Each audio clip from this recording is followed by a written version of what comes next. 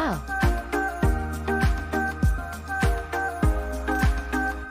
1. Jelaskan usyul al-khamsah Mu'tazilah dan kelemahannya. 2. Jelaskan perbedaan konsep tafwid Wahabi dan konsep tafwid Aswajah. 3. Jelaskan konsekuensi dari mengkafirkan muslim dan mengapa para ulama sangat berhati-hati dan tidak serampangan dalam hal ini. 4. Jelaskan kelemahan konsep tauhid Wahabi yang membagi tauhid menjadi 3.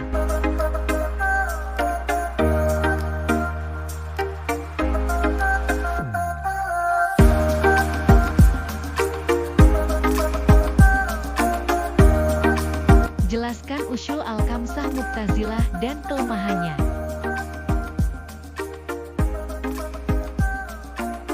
Usyul al-khamsah Mu'tazilah dan kelemahannya.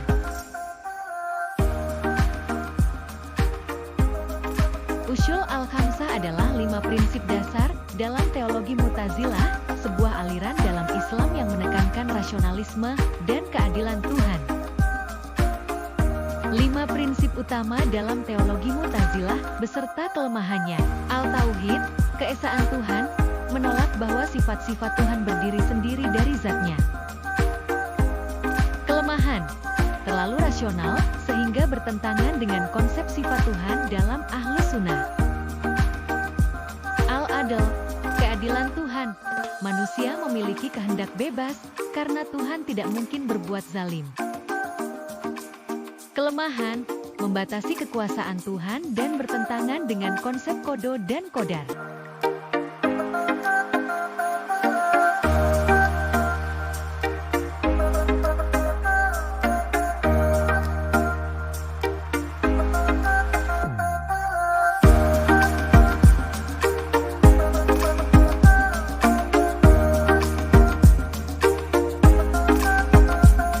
Al-Wa'd wa al-Wa'id, janji dan ancaman, pelaku dosa besar kekal di neraka jika tidak bertobat. Kelemahan, menolak syafaat dan mendekati pemikiran Kawari. Al-Manzilah baina al-manzilatain, posisi di antara dua posisi, pelaku dosa besar bukan mukmin, bukan kafir, tetapi fasik. Kelemahan, tidak memiliki dasar kuat dalam Al-Quran dan hadis. Al-Amr bil ma'ruf wa al-nahi an al-munkar, menyeru kebaikan dan mencegah kemungkaran, termasuk mendukung pemberontakan terhadap pemimpin zalim. Kelemahan, berpotensi menyebabkan ketidakstabilan politik.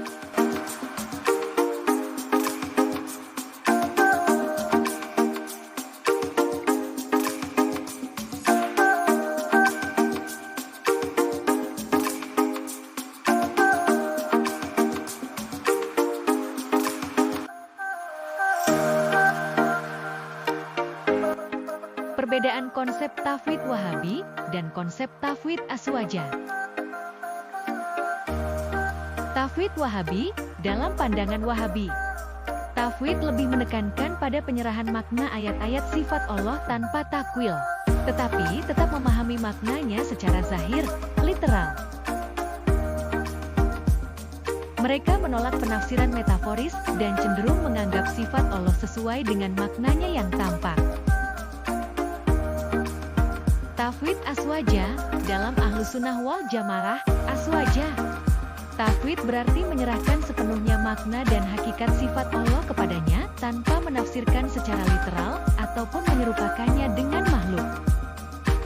Mereka lebih menekankan bahwa sifat Allah tidak bisa disamakan dengan makhluk dan menghindari pemahaman yang bisa menyeret kepada tasybih, penyerupaan dengan makhluk.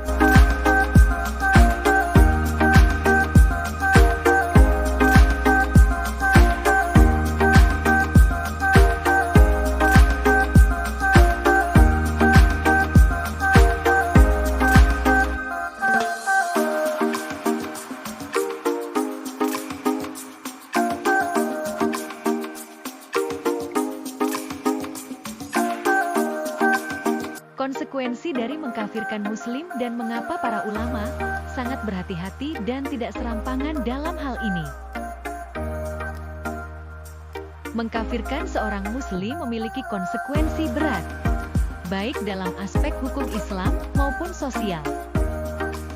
Dalam hukum Islam, seseorang yang dikafirkan bisa kehilangan hak-hak tertentu, seperti hak waris, pernikahan, dan hubungan sosial dengan muslim lainnya. Para ulama berhati-hati dalam hal ini, karena Rasulullah memperingatkan dalam hadisnya, bahwa jika seseorang menuduh orang lain sebagai kafir, tapi tuduhan itu tidak benar, maka kekafiran tersebut kembali kepada si penuduh. Oleh karena itu, hanya ulama yang memiliki kapasitas keilmuan mendalam yang boleh memutuskan status keimanan seseorang. Dan itu pun harus berdasarkan bukti yang jelas dan melalui proses yang sangat hati-hati.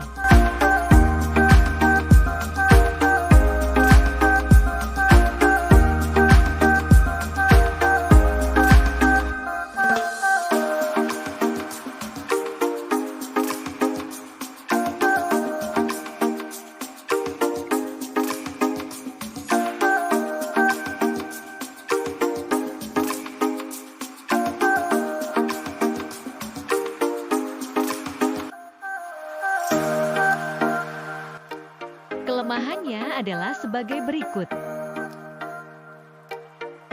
A. Tidak ada dalil yang jelas dari Al-Quran maupun hadis yang membagi tauhid menjadi 3 bagian ini. Pembagian ini lebih bersifat ijtihadi dan bukan konsensus ulama terdahulu.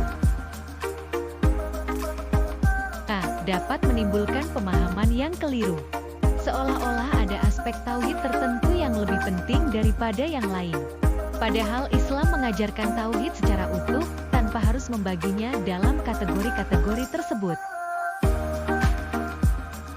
A. Berpotensi mudah mengkafirkan orang lain. Terutama jika seseorang hanya dianggap bertauhid rububiyah, tetapi tidak bertauhid uluhiyah.